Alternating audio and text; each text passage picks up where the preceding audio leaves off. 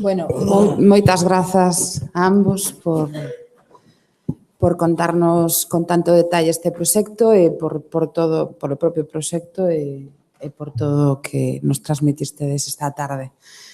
Eu, sobre todo, quedoume coa idea de arqueoloxía das emocións, ou non sei moi ben como chamaste, arqueoloxía emocional. Arqueoloxía emocional.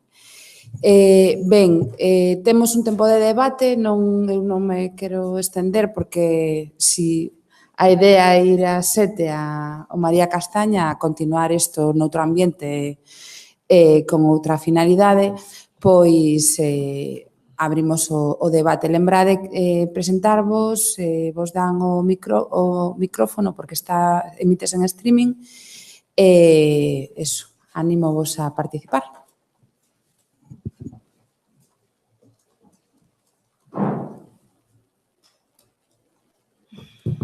Vamos. Non me podo creer que non vos suscite ninguna cuestión. Según o que eu ouvindo, pareceme que debe ser un castro ese reocupado, non? Despois do século V, da nosa era. Sí, isto é un tema moi interesante. De feito, do punto de vista arqueolóxico, quizás é o máis interesante. A ver, no que actual provincia de Lugo, dase un proceso como ben dis, de reocupación dos castros. En época tardía, por exemplo, na época tardo-antiga, é moi usual, por exemplo, que parroquias prenomedievais galegas estean por riba deses castros antigos, de 2000 anos antes, non? Por exemplo, isto que topamos nos aquí dun proceso de cristianización dun poboado fortificado prehistórico é bastante común. Hai outros castros mineiros romanos, por exemplo, estou pensando en Santa María de Cervantes, que estudou moi ben tamén Rebeca, pois ten unha necrópole tamén alto medieval por riba das casarellas castrexas, non? En zonas de Asturias, de León, de Lugo, parece que hai un continuismo habitacional. De feito, aquí, a rente de Cireixa está Castroncelos, que está por riba dun castro, está Castrosante, que está por riba dun castro. É dicir, hai xente que sigue vivindo en castros, en puridade, no século XXI, non? Entón, bueno, o que estamos vendo, porque ainda nos quedan moitas analíticas por debullar, parece que, bueno, en caso de que fora un castro minero romano, digamos que a época de plenitud da explotación económica do ouro é século I-II, despois da nosa era, e o que estamos vendo os materiais cerámicos máis antigos medievais son do século X. Entón, nese século X, XI, XII, probablemente o que é a vila altomedieval, que é o precedente directo do que é a parroquia de Cireixa, probablemente se establecese aí. De feito, é un proceso de refortificación do castro. Vense perfectamente as murallas antigas e unha refortificación a base de cachotería de pedra que se corresponde precisamente con, nos creemos con esta ocupación do... Estamos agardando as datacións radiocarbónicas, pero, bueno, ese século X, XI, XII, unha cousa así, non? Depois, bueno, o templo religioso tuvo reformas, a última reforma é fins do XIX. Con respecto a eso, unha cuestión. Neste caso, o templo está por riba da necrópole, Sí. Que sería o mesmo caso que Cervantes. Sí. Sí, a verdade é que, desde o punto de vista arqueolóxico, estratigráfico, dos sitios así máis complexos no que temos excavado, e, de feito, a restauración, que se está culminando por hoxe, mañá, a proposta para que o público visibilice permita mostrar perfectamente como esas tumbas se meten por baixo dos muros, non? Como hai unha superposición de estruturas importante e hai unha reedificación moi grande no século XVII. Dicir, as fases están moi ben definidas. Por exemplo, no século XVII hai un grande enlousado de pedra na nave central e aí temos sacado unhas 30 moedas que son todas maravedís de Felipe III, Felipe IV, dese período. E, bueno, e aparte disso, é moi interesante do punto de vista da historia das mentalidades, é dicir, da propia historia cultural, non? O que estamos vendo aquí, vedes que a cultura popular sigue vencendo, é dicir, o único que non cree no castro é o cura, don José, que un tipo moi bon, que deu todos os permisos para restaurar, pero claro, como lle quitamos parroquia os domingos pola mañá máis xente no castro que na misa, non? Entón, eso tampouco lle acaba de gustar, non? E depois un tipo inteligente, porque sabe que o San Lourenzo, ao final, eso de que borrar unha parrilla tal non acaba de creer tampouco, non? Entón, é un escéptico, non? De cara ao futuro. Pero o interesante de San Lourenzo é precisamente como a cultura das élites se mistura coa cultura popular. E isto a que ven? Isto ven a que atopamos o documento local, o San Cristán de Cereixa encarga a talla religiosa de San Lourenzo en 1598. É un ano moi importante, porque Felipe II ven de celebrar a Vitoria de San Quintín, que foi o día de San Lourenzo, o día de agosto, construindo o merande mosteiro, digamos, periurbano de Europa. ¿No? Entón, a corte imperial española ponse de moda o San Lourenzo. Entón, todos os pelotillas da corte aí se apuntan ao tanto. Entón, o obispo de Lugo, en 1598, crea o primeiro seminario de Lugo baixo a advocación, por exemplo, de San Lourenzo. ¿No? Os condes de Lemos, cando van de virreis a Nápoles, aparte de traer un invento como é o váter, ¿no? O primeiro váter documentado está, por exemplo, no Pazo de Tor, pois encargan ao Greco un cadro que se garda nos Escolapios, precisamente un Greco que é a aparición da Virxe a San Lourenzo. É dicir, é nesta dinámica onde o culto de San Lourenzo parece que se revitaliza e arqueolóxicamente vémoslo clarísimamente. Se monumentaliza un pequeno templo e, bueno, ten un empaque que vai moito máis alá que unha pequena capela medieval. ¿No? E depois esas relacións de amor-odio da parroquia co santo, é dicir, bota mal do santo cando as cousas van mal, cando hai sequía. Non? Entón, vemos como é unha revitalización tamén en 1876, que, segundo a NASA, é o ano máis seco de todo o século XIX. E aí é onde se volve a facer unha reforma, volvese a facer as rogativas. Non? E o ano máis seco do século XX-XXI foi o 2016, segundo a NASA, novamente. E aí volve a parroquia de Cereixa a mollarlle os pesos santo. Non? É dicir, estas rupturas e continuidades, contrastar as fontes orais, documentais e arqueolóxicas, seguro que é un dos puntos fortes do proxecto. Vamos.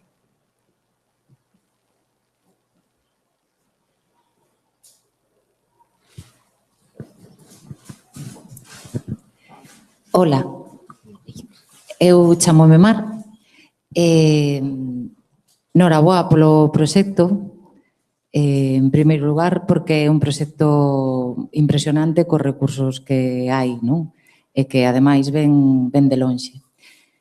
A miña pregunta era, porque casi, bueno, un pouco é para os dous, vaya, que respostes así, pero que non vi moi ben o gráfico que puxeche sobre os visitantes e bueno, un pouco para que comentárades, pois eso, esa porcentaxe, se credes que é posible de estranxeiros, digamos, ou estatais ou galegos, non, incrementala de alguna maneira. E nese sentido, un pouco que nos falarades das estrategias de socialización a través das comunidades virtuais, non? E bueno, que perspectivas de futuro tendes a nivel económico e de xestión, porque eso é moi importante. Gracias. Moitas gracias, Mar, pola pregunta, ou pola ráfaga de preguntas, non, que foron como 6 ou 7 así de seguido. A ver, empezando pola última, pois de financiación, pois estamos no momento agora mesmo de fundraising, non, como se diría, pois é un poquinho petando na porta das distintas administracións, máis ou menos contamos pois coa mesma participación que o ano pasado, pero bueno, como diste, pois se lle quere dar un poquinho o salto é o momento, non? Sobre todo pois porque xa temos unhas cifras, unha serie de historias coas que chegar aos sitios, non? É dicir, xa temos unha carta de presentación.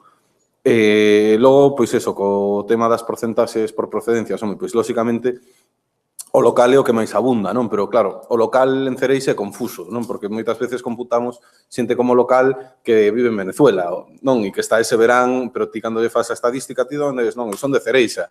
Claro, entón, quero dicir, ese local é moi confuso, non? Hai que tomarlo tamén con pés de chumbo, non? Logo, pois eso, estranxeiros, basicamente, a porcentaxe menos 3 suecas que viñeron o primeiro día, que foi como abrimos as visitas guiadas con las suecas, quitando as suecas, basicamente eran os peregrinos, non? Esa caza ao peregrino, o resultado que ten é que, bueno, pues que peregrinos, sobre todo franceses, non? A ver se o ano que ven hai máis nacionalidades, sobre todo franceses, serían ese 4%, non?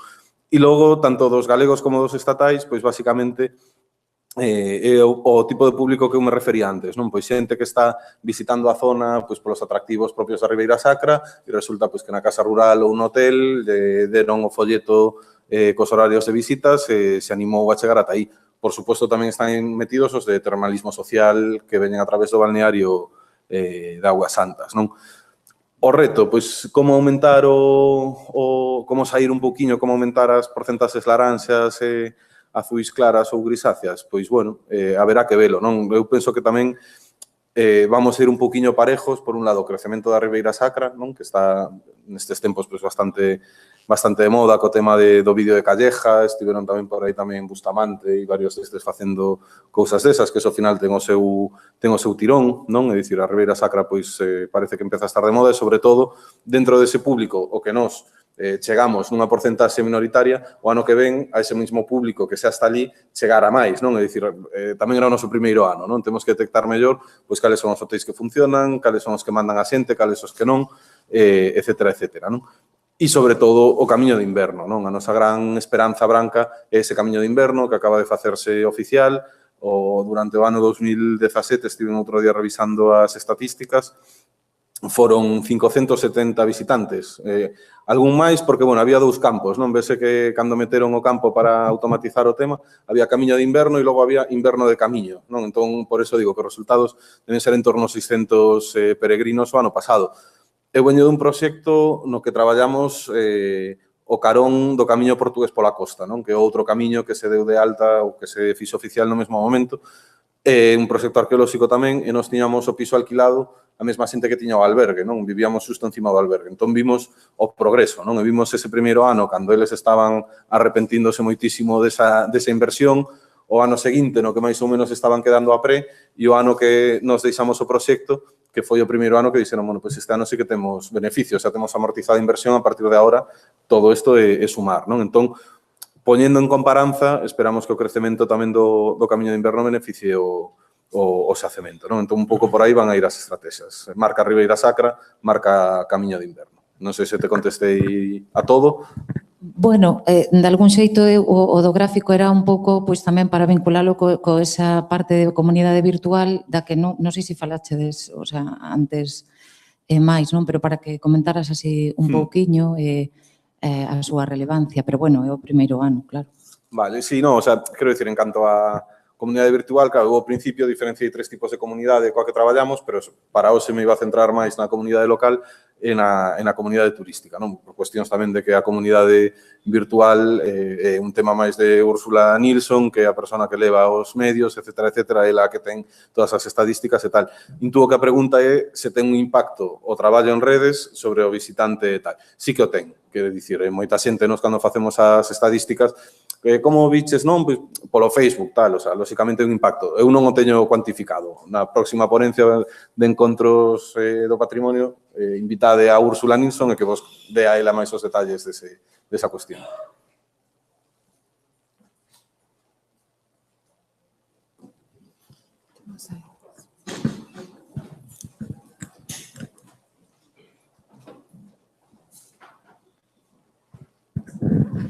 Hola, boa tarde. Son Elena e son da Asociación Camiño de Inverno. Entón, en primer lugar, un agradecemento en nome da presidenta, Daira Menéndez, por a vosa, ou por, neste caso, a túa intervención, non? E un apunte. Este ano, a asociación ha editado unha revista que, sabedes, Adela, non? Que se distribúe en todos os albergues a nivel nacional.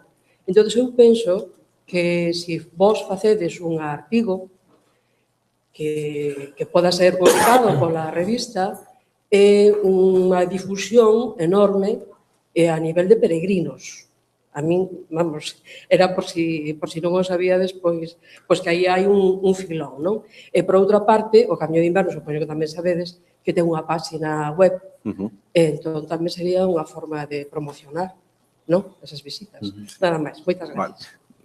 Moi brevemente, efectivamente, non? Como di, si, ainda falei con Aida haberá un par de semanas, que, bueno, non sei se viches a programación anual, que este ano as 15 xornadas do Camiño de Inverno van a estar dedicadas a Proba do Gollón, especialmente no Castro de San Lourenzo, é dicir, con Aida temos moi boa relación, como non pode ser de outro xeito, e si, xa nos comentou, animádevos, joder, facede algo na revista que, bueno, aparte da difusión que ten, pois, bueno, todo suma, non? A nosa filosofía, estes son os encontros do patrimonio, a nosa filosofía sempre é de sumar, non? E nese sentido, coa Asociación do Camiño de Inverno, pois, lógicamente, estamos encantados de traballar conxuntamente. E da página web, pois, sí, a verdad que temos que miralo e meter tamén aí algo de información. Gracias.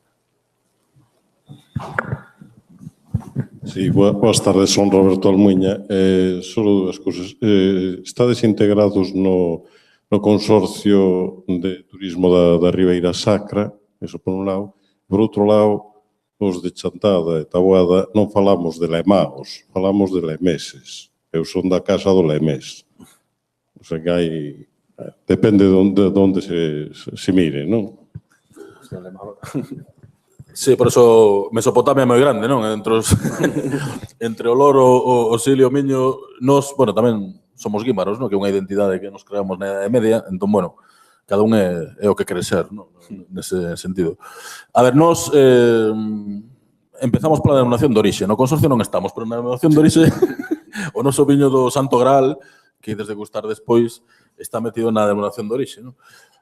No consorcio de turismo ainda non estamos. De feito, ben, non somos bastante críticos con todo, non o que está facendo o consorcio de Ribeira Sacra, pero nos apostamos por un discurso sobre a Ribeira Sacra que vai máis alá de convertir aquilo nun pastiche ou nunha postal turística, ou tamén porque somos historiadores, é dicir, é imposible, por exemplo, convencer a xente de que a paisaxe da Ribeira Sacra non ten nada de romano, non? É dicir, que eses socalcos non os fixeron os romanos que mandaban en ánforas de Gundibós o emperador de Roma, pois, o viño da Mandi, non? É dicir, podemos reconstruir perfectamente cando se crea ese mito entre unha serie de eruditos, bueno, hai toda unha genealoxía perfecta, entón é imposible, é dicir, hai adegueiros que montaron unha noria romana, que falan o treneciño romano, é dicir, non é necesario, é dicir, todos os valores culturais e paisaxísticos que ten a paisaxe da Ribeira Sacra non fai falta inventarse un pasado que non existe.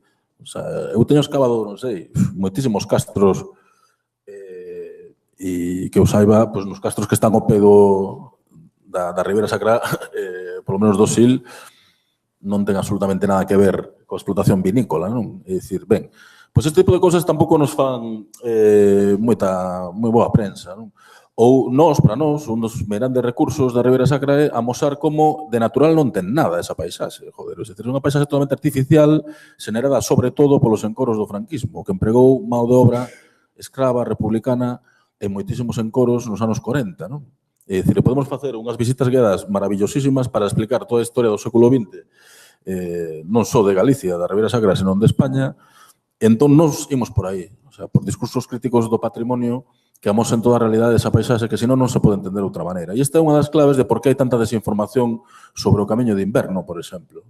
Un camiño que ten moitísimo éxito, creo eu, no público estranxeiro, coreanos, japoneses, etc. Hai unhas cantas guías e aí, bueno, todo é obra desa magnífica asociación.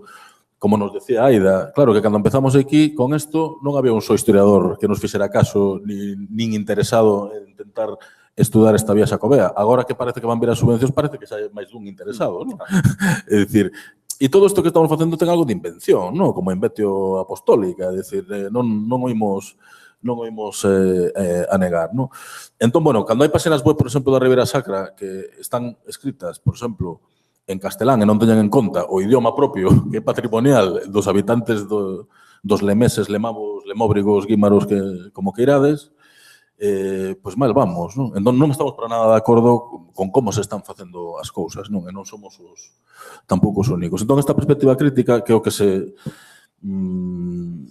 debe exixir a un proxecto de socialización do patrimonio, pois, bueno, igual tampouco o que menos interesa é manter a nosa independencia, porque é o que nos pide a sociedade para que traballamos que a comunidade local de Cereixa, non? O sea, é dicir, bueno, igual me estou metendo noutros derroteros sociolóxicos, pero o panorama que vos amosou aquí, Xosé, é bastante desalentador. É dicir, ao final o patrimonio da Ribeira Sacra está en máis da cidadanía. O sea, que esta xente, os políticos que levan destruindo a paisaxe da Ribeira Sacra sistemáticamente nos últimos 25 anos son os que se suben agora ao carro, porque como as subvencións europeas van ir pro leste de Europa, ostras, pois hai que tirar mao do patrimonio da humanidade. É dicir, se a Rioja Alavesa, que eu vivo ali, non conseguiu aínda ser patrimonio da humanidade, que é un modelo de xestión patrimonial dunha paisaxe natural, vinícola e cultural, o sea, que pensa a Deputación de Ourense ou a Deputación de Lugo que se non pasaron nin o primeiro filtro da UNESCO porque os informes estaban mal feitos? Joder, é dicir, este é o país no que vivimos, non? Entón, educar os políticos xa temos unha idade un pouco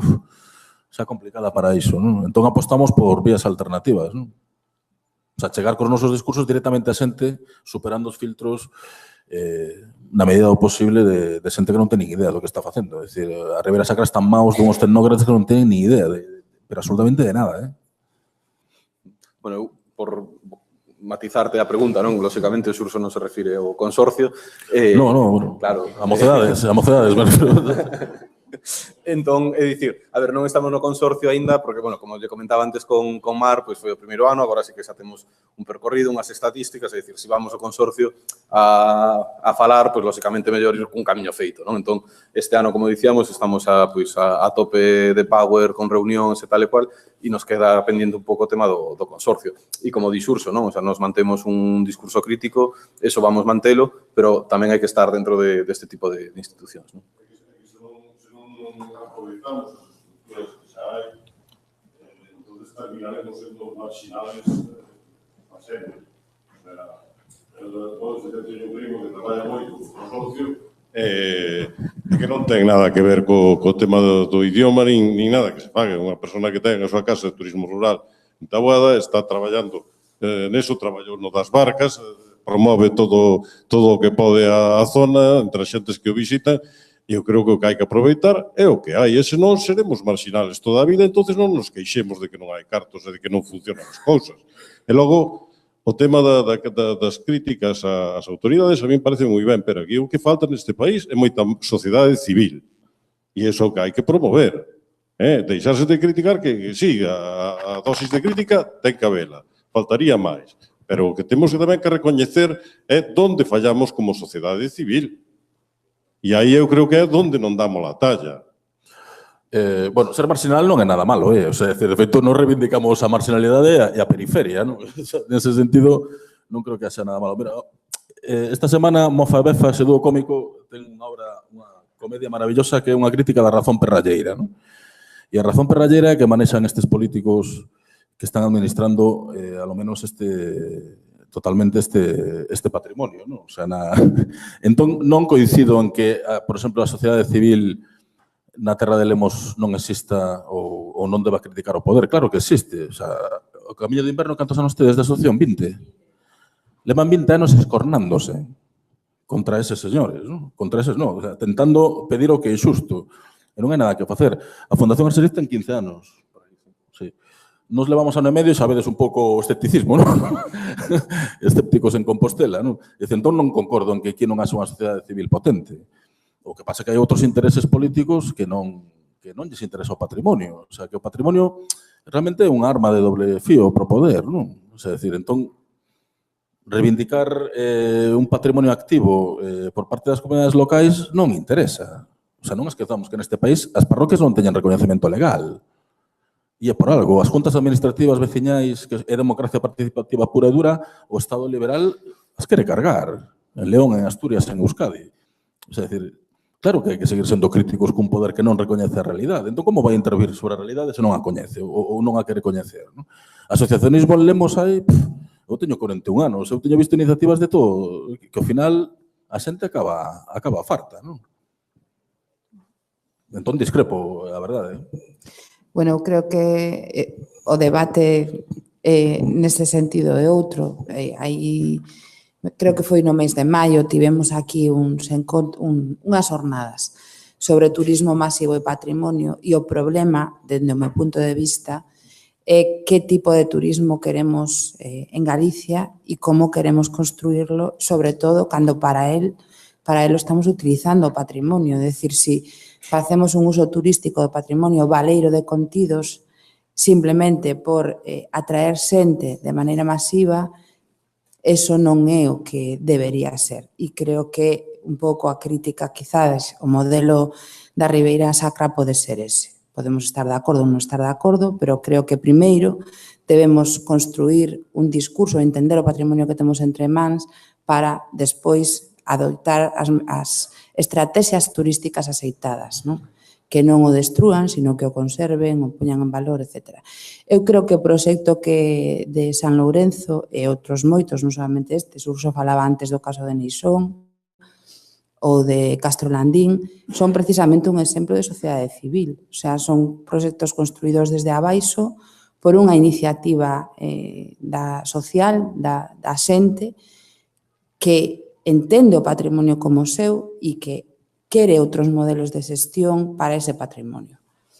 Entón, nese sentido, eu quería facervos unha pregunta que precisamente como dende esa sociedade, dende esas comunidades locais, se vive o proxecto, é dicir, estamos vendo que hai unha implicación, etc.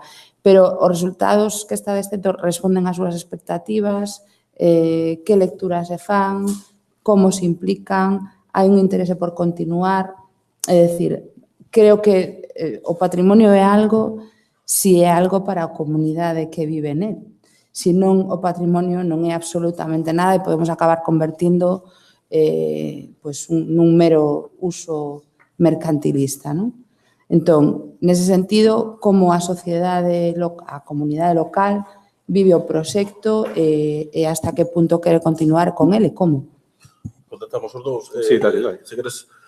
Bueno, o que é a comunidade de Cereixa, volvendo un pouco que dicía Mar, é un núcleo de poboación que ten uns 220 habitantes no inverno, digamos, e depois se triplica no verao, pero realmente tamén é unha comunidade virtual, é dicir, cada vez que nos poñemos no Facebook algo, recíbese antes en Miami, en Buenos Aires ou en Australia que sei na aldea do lado, non? É dicir, ten un impacto global brutal. Por qué? Porque a xente de Cereixa, tú podes ir por unha corredora e atoparte un paisano que fala 3 idiomas, que estivo en Bélxica, que estivo en Australia, que estivo en 1000 sitios, non? E esta xente ten mundo, e esta xente, indo ao tema da mercantilización do patrimonio, claro que é mercantilista, é dicir, pasou o ciclo do ouro, pasou o ciclo da area, por eso falaba do ciclo das pedras, e a xente ve claramente isto como unha aposta que pode ser boa para o futuro deste sitio, un sitio que forma parte dunha área deprimida. É moi interesante como non só na comunidade local, senón que hai un efecto chamada. Hai outra parroquia, por exemplo, que a comunidade de Montes está interesada en poñer en valor o seu propio castro, por exemplo, a imitación do que estamos facendo aquí, non? É dicir, isto empeza a remover, por exemplo, a parroquia de Salcedo, hai un relevo que non se sabe se é de época sueva da idade do Ferro ou tal, que o levou un cura, Valiña San Pedro, para Pedrafita do Cebreiro nos anos 60, non? Entón, bueno, hai todo un movimento ahora popular para que esa pedra volva a Salcedo. É dicir, hai estes procesos de empoderamento patrimonial que eu creo que moito teñen que ver este tipo de proxectos. Entón, a xente realmente está entregadísima, non? Por exemplo, habrá que preguntarse por que Monforte de Lemos, a capital, por onde pasaron gobernos de distinto signo, incluídos algúns que a seña de identidade do propio partido da recuperación do patrimonio, o burgo fortificado de Monforte de Lemos, que é o dos máis espectaculares do norte da Península Ibérica, aquilo sigue totalmente arruinado. É dicir, é un recurso de primeira orden porque a Monforte non lle queda outra despois da crise do tren, non? En cambio, no mundo rural vemos como a xente, como ten esta conexión co paisaxe, e non perdeu esa relación vital, veno clarísimamente, de como o futuro pode estar nas pedras tamén, non? Eu, nese sentido, sí que son optimista, vamos.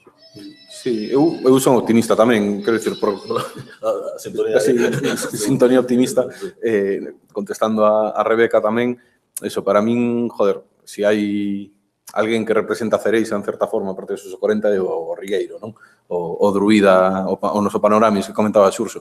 E, joder, o Regueiro é un tipo que, pese as súas catalatas, como di el, está todo o día, pois eso, vai pa aquí pa Sovellas, vai pa tal, non sei que, cando nos ve baixar do Castro, primeiro que di é, hoxe pasaron 5 coches, hoxe pasaron 7 peregrinos, non sei que, e vai o fogón a xogar a partida, a tomar o viño, e conta, joder, pois hoxe subiron ao Castro, e iso penso que contesta a pregunta, non? É dicir, a xente está ilusionada porque ve xente, e non únicamente dende un punto de vista mercantilista, non? O sea, o Regueiro, senón, a única xente que vería durante ese día sería a xente coa que xoga a partida, non? E a súa irmá coa que vive. Dicir, é tamén un factor humano. O feito de que pasen 5 peregrinos un día por diante da súa porta e lle pregunten vou ben por aquí ou el lles interpele ou tal, pois xa cumple unha función tamén na comunidade, non? Entón, o mercantilista, lóxicamente, é importante e non somos os primeiros en dicilos. As cousas hai que pagalas, non? O sea, ao final, nun proxecto final de mes hai facturas, hai que pagar cousas, entón non hai que ter ningún tipo de problema en empregar estrategias que te permitan autofinanciar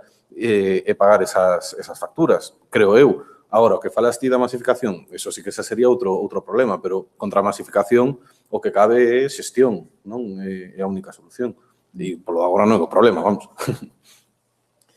Hombre, eu non sei que pensades, non? Pero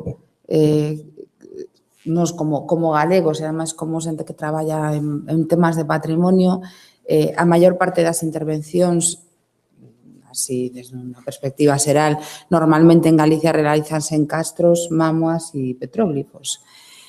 A mí me gustaría ver dentro de 20, 30 anos que pasa cos proxectos, é dicir, que pasa con Castro que se xestiona desde unha iniciativa, digamos, que ven de arriba, que invirte cartos, no momento que pasa a moda dese xacemento, deixan de invertirse e os muros van abaixo e temos a ruína da restauración da ruína. Que pasa cos xacementos que aínda que teñan unha inversión desde arriba, teñen unha xestión aceitada e consiguen manter durante un tempo o traballo, o propio proxecto. E que pasa con intervencións deste tipo, que veñen desde abaixo, creadas polas comunidades e que, aínda que hai unha real interacción entre diferentes asentes, tanto pola vosa parte como científicos ou xestores do patrimonio, como polas propias comunidades, como despois as administracións que se van sumando, non? Entón, a mí me gustaría vernos dentro de 20 anos analizando que pasou con ese tipo de proxectos, cos proxectos que veñen desde arriba e cos proxectos que veñen desde abaixo, non? E a partir de aí igual podemos empezar a repensar a xestión do patrimonio, non? Non sei se tedes algunha pregunta máis ou se queredes sair a falar de María Castaña.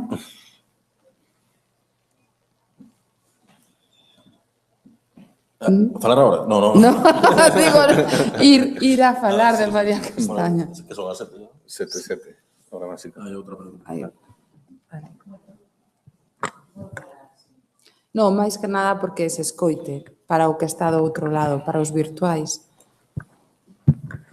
Que o mellor xa o comentachedes antes, pero bueno, así para rematar que porque parece que temos ganas xa de ir a probar ese viño e a seguir falando desto, un pouco eu quería saber esas perspectivas de futuro, non? Que igual xa se falaron, e despois eu animaría vos a que xa sei que estades animados, pero bueno, que faltan moitas veces son esos recursos precisamente porque nós, ainda que traballemos na patrimonio, na socialización, na educación, en fin, en relación a todos estes proxectos temos que comer e o noso sustento tamén, quero dicir que temos que ter uns ingresos económicos e moitas veces non hai tempo para eso.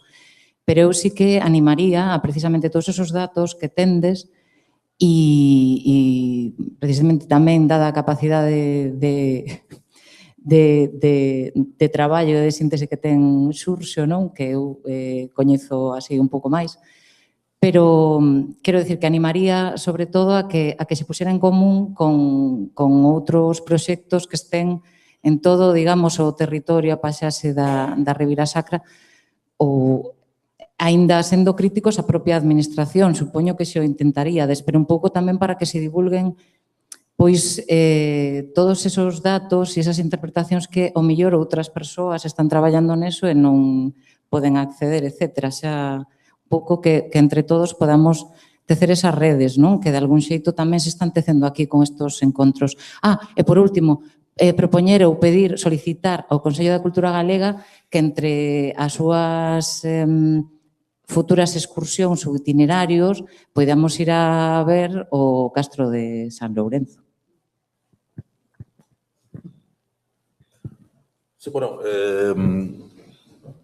o tema, cando falaba eu da reivindicación do patrimonio da humanidade da Ribeira Sacra, o problema é que, por exemplo, se descoñece totalmente esa riqueza patrimonial que se quere poñer en valor. De feito, por exemplo, como arqueólogo, nos últimos 20 anos ten habido por unha mancha de intervencións arqueolóxicas na Terra de Lemos que todo o mundo descoñece, non? Entón, bueno, unha das iniciativas nosas nesta liña un pouco de arqueoloxía poética, facer un congreso de arqueoloxía nova que se chama Ribeira, non? É dicir, de amosar todas esas intervencións que se fixeron no corredor Sarria Monforte, intervencións de rehabilitacións de edificios históricos, é dicir, eso non chegou nin de broma a sociedades, se coñecer un pouco ese coñecemento xerado por esa arqueoloxía, probablemente habería unha conciencia bastante maior do que é a historia da Ribeira Sacra que se quere poñer en valor, non? E depois, bueno, a nivel turístico, evidentemente, sí. O sea, es decir, nos podemos compartir todos estes datos, pero, bueno, evidentemente están feitos in situ, en campo. Realmente, toda esta xestión levamos a 2 personas. Temos que atender a moitísimas cuestións. É dicir, ainda así, eu creo que ten máis valor estes datos que os de calquer aula didáctica ou centro de interpretación, máis que en Galicia, porque normalmente están pechados, ¿no? Pero que son datos que tamén moitas veces se manipulan simplemente para cadar unha subvención final, ¿no? Pero é certo que hai un desconocemento bastante claro de como se comporta a xente, ¿no? Sobre todo nun camiño novo como é o camiño de inverno. O camiño de inverno este ano é crucial, e o ano que ven, porque é que non se teñen definido nin albergues, nin puntos finais de etapa. É dicir, é un momento no que se decide todo, non? Sai un rapaz novo en Monforte, non? Que está diseñando un albergue despois do fiasco político tamén do hostal comercio. En Quiroga sí que ten un albergue que está funcionando. A Pobra de Brollón queda no medio. É dicir, é un momento no que se deciden moitísimas cousas que van a incidir na economía local. Entón, hai que posicionarse. Nos, como recurso, xa estamos posicionados, pero tú colles as guías do camiño de inverno que hai e, obviamente, claro, moitas están feitas con moitísima boa intención, pero está, lógicamente, queda moito por contar, por facer unha oferta atractiva do que é ese itinerario histórico, non? Caese moitas veces pois, en sitios comuns ou en topicazos que non teñen ningún tipo de sustento histórico. Bueno, queda todo un labor porque está todo por facer, pero vai se concretar en 2, 3 anos. E iso vai marcar a economía sostible de moitas zonas do interior de Galicia. Entón, nese sentido, nós temos aquí un modelo que, bueno, para o noso ideal, digamos, cos mecenas que temos, sobre todo sería facer unha fundación de Castro de San Lorenzo, pero, bueno, o futuro é sempre incerto, non? Sí, a ese respecto, o sea, co que preguntaba Mar, non, da planificación, joder, a nós, lógicamente, gustaríanos poder ter un plan director a 5 anos vista, non? Desgraciadamente, non podemos ser Guardiola, temos que ser Simeone e ir partido a partido, o sea, as cousas son como son. Que eso non quere dicir que non teñamos unhas liñas mestras, non? Noutro que preguntabas, pois sí, evidentemente, nos vemos tamén que a nosa función dentro deste territorio agora mesmo pois é tamén eso, pois artellar un pouco, non? Nese sentido, pois con Aida do Camiño de Inverno pois temos moita relación, intentaremos facer cousas xuntos, con Sabiñao, non? Coa xente do Castro de Arseriz, pois é dicir, temos moito en común que podemos traballar, etcétera, etcétera. O sea, que nese sentido, a idea sí que facer esa gran rede do Camiño de Inverno por territorio levado ou como queramos chamarle, non? E logo, por último, pois sumarme a túa petición, o Consello de Cultura Galega, nada, que veñades cando queirades, é un pouco así asito de despedida, que veñades cando queirades ao Castro de San Lourenzo, que estaremos encantados de recibirvos, igual que estaremos encantados de recibirvos agora María Castaña tomando uns viños. Bueno, pois recollemos, non, Rosa, o comentario. Este ano pretendemos facer un dos encontros fora de aquí.